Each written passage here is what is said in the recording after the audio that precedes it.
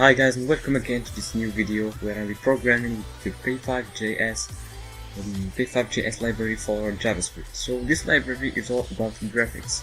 You can nearly do everything you want in this library. So today I'll be making a little game just to test this library, the modules in this library, what you can do with it, and then maybe if you like it I will do some videos, some tutorials about how to use it.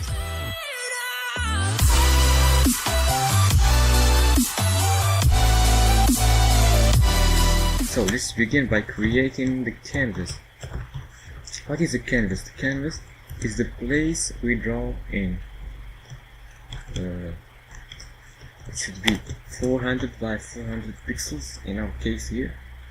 The canvas is now white, it does not appear, but this is the function draw where we add everything that we want to appear in the canvas, like the background for now. Background, I will make it maybe 50. This is a grayscale color value. It can be RGB and maybe hex color. Now what we will draw, we will make an object called ball, a ball. So ball, the function, this is the constructive function. I don't remember the name. The function which will be named ball, which takes no arguments, this dot x, this dot y, and this dot d. What are those? So this dot x is the x value of the position of the ball in the canvas. This should be maybe, let's say, 50. This may be the same, maybe 50, and this is the diameter of the ball. Let's give it 20, just a little ball. Let's give it 20. But we don't actually have a ball. We need to display it, so this dot show is a function. This dot show is a function. This function is the function. This is the function that will display the ball for us. So the ball is an ellipse. It's an ellipse with this dot x and this dot y and this dot d, this dot d. This dot d, it's 2 times because it's the width and the height at the same time, because this is an ellipse and not a circle. So now that we can show it, we will create my ball, which is a new ball. So my ball is a variable holding an object which is constructed like this. It's exactly a new ball. Now let's display it. My ball dot show. And it appears here as we see. Now let's give it a little motion. This dot move is a function.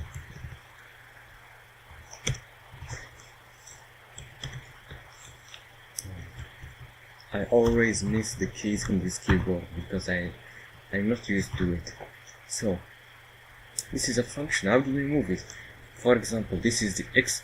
This is the position of the ball in the space, in this canvas. So if we want to move it, we have to add some value to the x and some value to the y of the ball. For example, we add 1 to the x and then we add 1, 1, 1. So every frame we add 1 and the ball will be appearing like it's moving. So this is exactly what we will do, because this draw function, everything in the draw function runs in every frame. So this dot move, maybe get a variable containing the speed, x speed, the speed with which we will increment the x and y positions, the x and y coordinates. The x speed should be maybe 1. This dot y speed should be equal to 2 just for the test. If we move this, what we have to do? We have to change this dot x and add to it this dot x speed. Again, the same thing for this dot y. We should add to it this dot y speed. We should add to it. Okay. I will call now the function. Let's move the ball and let's see. Yes, it's moving. That means it's working. Let's just to get some. Let's make this random to every time get movement and another movement. Random between 2 and 5. This one is random between 2 and 5. For this, every time it goes to some place with some speed. Now it goes here. Now it goes here down. Now it goes between the two other previous places, but we want it maybe occasionally to go right or to go on top. So we will add random. We will multiply this random by another random value, which will be 1, -1, or 1. To have a negative kind of speed, but speed can't be negative. It's just a way to combine speed with vectors and display it in x and y coordinates. So let's get random. The same thing between it should be -1 or 1, and multiply it by this random number. And let's see. It goes right, and it goes left. It's very random. What goes up, how it goes again right and down.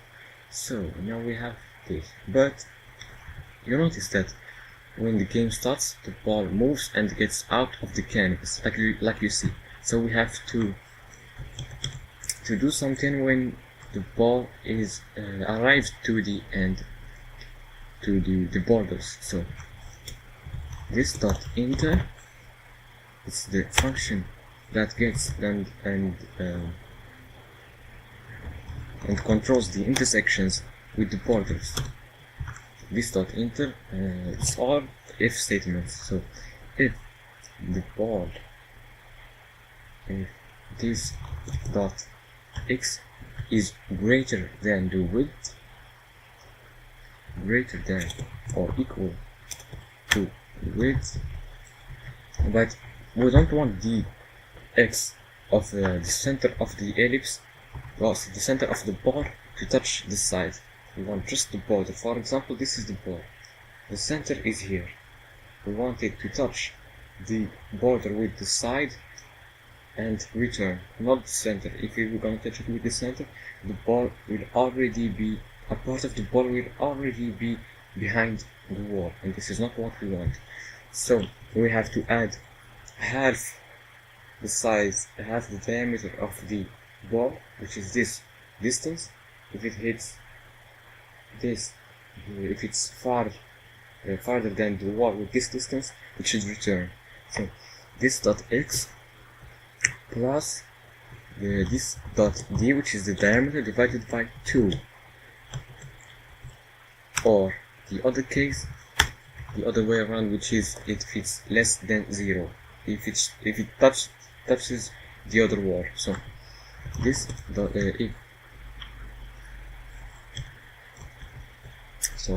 this dot x is less than or equal to 0. This dot x now minus this dot d divided by 2. Okay, yes, now it should work. And let's test it. Let's say now we have the condition, but what actually happens is the ball goes with a speed and then goes to the opposite side, which is this one. if it's the x speed increments, if the x speed is stable going to the right, it should be minus x speed to let it go to the right. So this dot x speed equals minus this dot x speed. Let's call this intersection function my ball dot intersection. Restart the animation and see the reason it's an error here.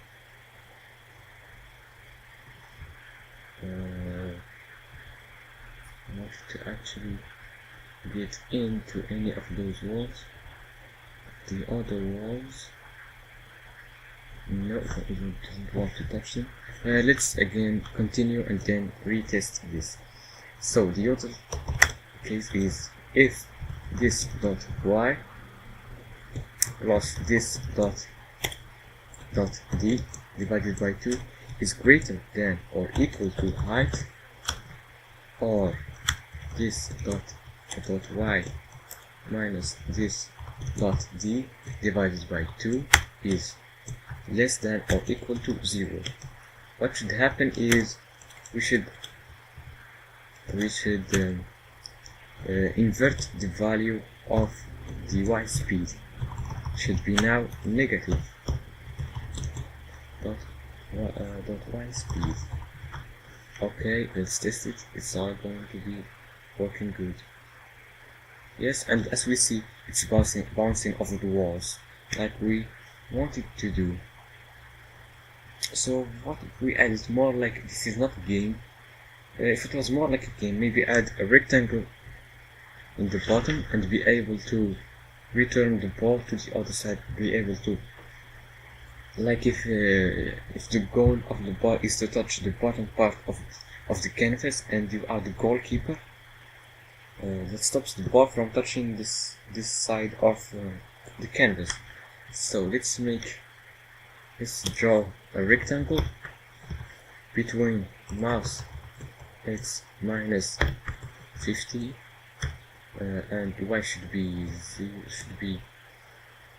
25 to should be the width of this player should be 100. The height is maybe 25. Okay, let's see.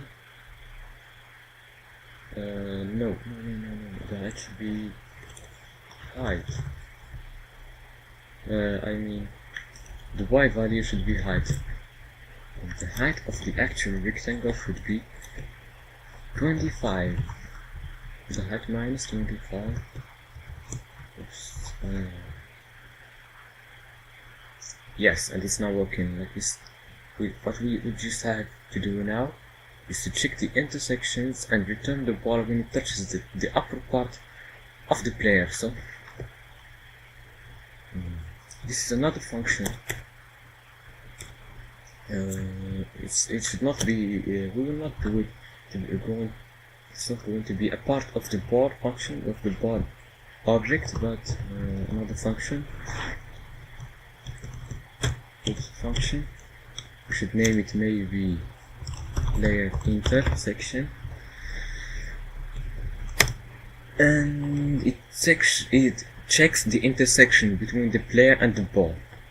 So what you should do, if the player we don't have any player, if my ball dot x is greater than my ball dot x plus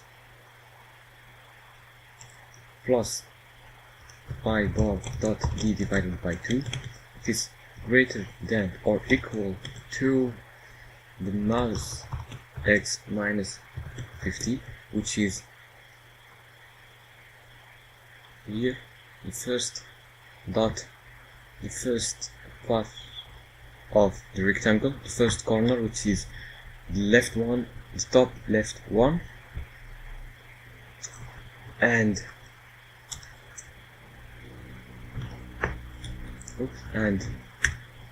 my ball dot x minus my ball dot d divided by 2 is less than or equal to my equal to mouse x plus 50. This is checks the x intersection. That means that the ball is touching the player between the right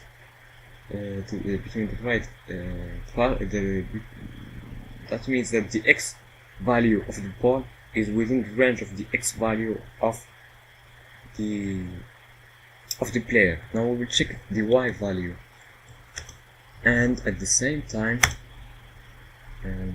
my ball dot y plus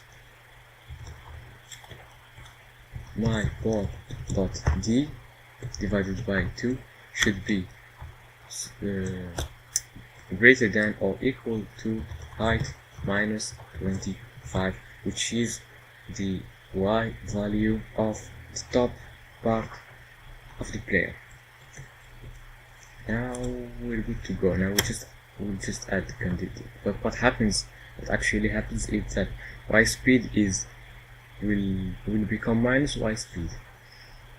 So my ball dot y speed should be minus my ball dot y speed. And let's check if it works. No, it doesn't work. No. There is a problem actually here. Maybe we didn't activate. We didn't run the code. We didn't call the function player intersection. We did not call the function in the draw. Now it works. As you see, the intersection.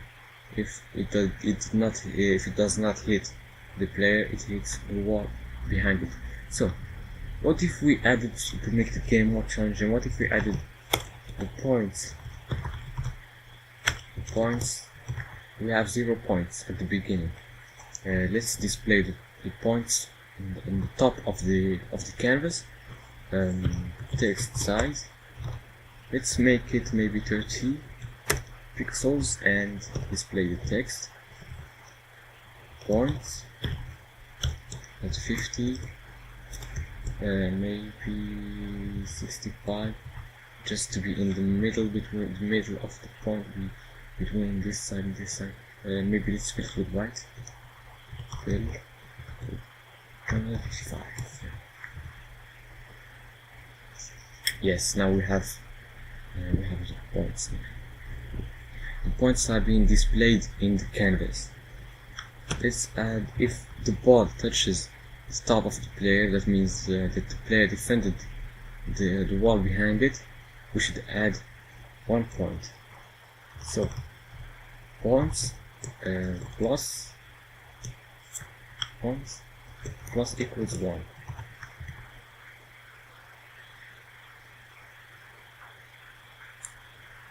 No. I mean it's points plus equals 1. Now let's see again. Yes, we have 1 point. Now we have 2 points. Now let's check if the ball hits the wall in the bottom. What should happen? We should lose some points. This is the code for it that we wrote in the bottom, I guess. Yes, but without this part. So if it's greater than, that means if it's greater than or equal to the height, which is the y coordinates for the bottom of the canvas, then we should remove some points. Okay, we should subtract 5 points maybe. Yes. Let's see. Yes, 1 point, 2, 3. But what if I don't touch the ball? Oh, what just happened? I mean, it will not be a complete game. It's just some basic stuff that we've done here. It's not something very hard to do or like this. But this is not y plus is greater than or equal to height points. We should remove. But this is not working. Why?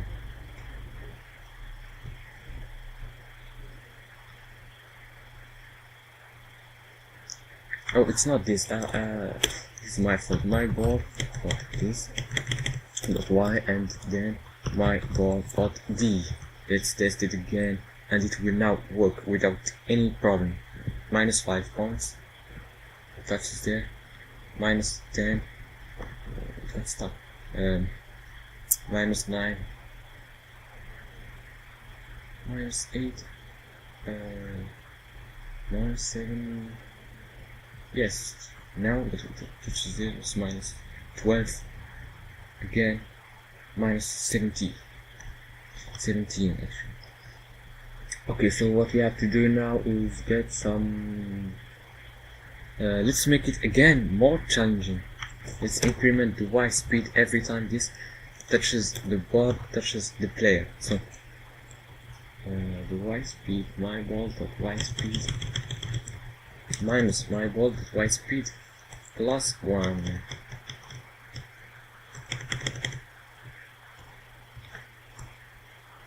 Let's increment the speed and then give the opposite of it.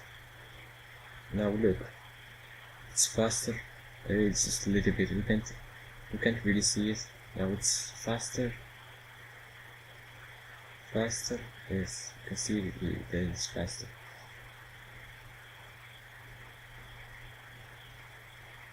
Yes, it really gets faster now.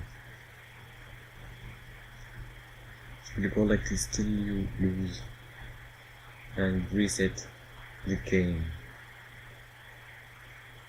And yes, this is a game. And if you liked this video, please don't forget to click the like button, the subscribe and the bell icon to get more notifications. If you like this programming session and really like this library and want to do more things with it, please like the video and say it in the comments, and I would add maybe some videos, some tutorials how to add objects, ball and colors and a lot of things that you can do, manipulating voice, images. It's a really wide variety of things that you can do with this P5.js. Yes, and you can visit the website p5js.org to download the files and access the resources and the examples. It's an open source library. This is the code we wrote today. It's a little bit of code to do some a game that maybe required pages and pages and pages of code in the 90s and the 80s. You know, this is technology. And thank you for watching.